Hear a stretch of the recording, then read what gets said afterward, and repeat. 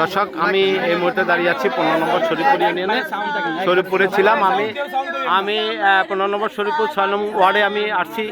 এখানে গত রাত্রে একজন জায়গাতে মার্ডার হয়েছে, তাকে পথে আটক করে চাঁদার দাবিতে তাকে পথে আটক করে তাকে সরাসরি এখানে তাকে মেরে ফেলা হয়েছে। দর্শক, আর আরেকজনের আশঙ্কাজনক এই মুহূর্তে। আরেকজনের কি অবস্থা? মোট 2 জন মারা গেছে। আমরা একজন মারা গেছে খবর পাইছি।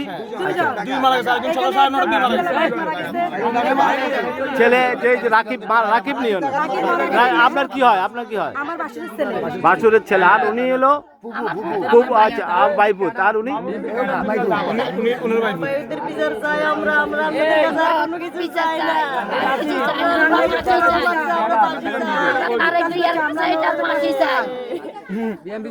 দর্শক, আসলে মূল সূত্র হচ্ছে চাঁদা।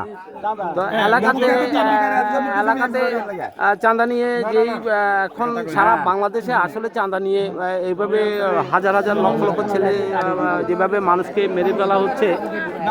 এখন মূল ঘটনা কি হয়েছে তা আপনারাই বলেন। ঘটনা কি হয়েছে আপনি বলেন। ঘটনা হয়েছে, ওরা সকালবেলা সন্ধ্যার দিকে ওনার থেকে নাকি চাঁদা করছে, বুঝছেন? চাঁদা করে ওনার ভাই পুত ওনার বাসুর ছেলে বাজারে গেছে। যাওয়ার পরে সুমনি ও ছিল না, ও আসার পরে ওকে আলাদা নিয়ে গেছে। আলাদা নিয়ে যাওয়ার পরে ওকে সায়েন্স স্কুল দিয়ে কোপ দিচ্ছে। সায়েন্স স্কুল কোপ দেওয়ার পরে মজুক বেড়ে গেছে, অর্ধেক বেড়ে গেছে। বেড়ে যাওয়ার পরে ওরা কি করছে, বালু দিয়ে মুচি বাইরে ফেলা দিচ্ছে।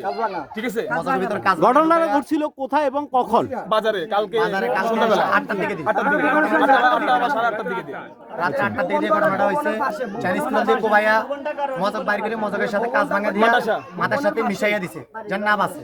আচ্ছা আচ্ছা, হ্যাঁ। আচ্ছা, মূলত কি কারণে ঘটনাটা এই কারণে আমাদের 5 তলার বিল্ডিং হইতেছে, ওখানে আমরা 5 টন রড আনছি। ওটা আমার মাল সামানগুলো লয়ে গেছে।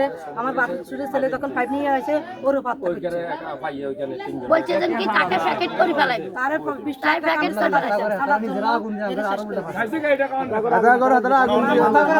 মামুনে কার্গো করে তারা আগুন দিছে, কার্গো মেয়েরা আগুন দিছে।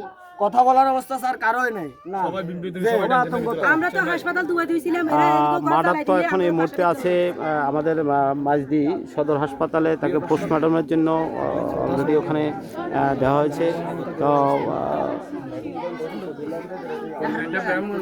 হ্যাঁ, ব্যাংগঞ্জ শরীফপুর 15 নম্বর শরীফপুর 6 নম্বর ওয়ার্ড। হ্যাঁ, 6 নম্বর ওয়ার্ড।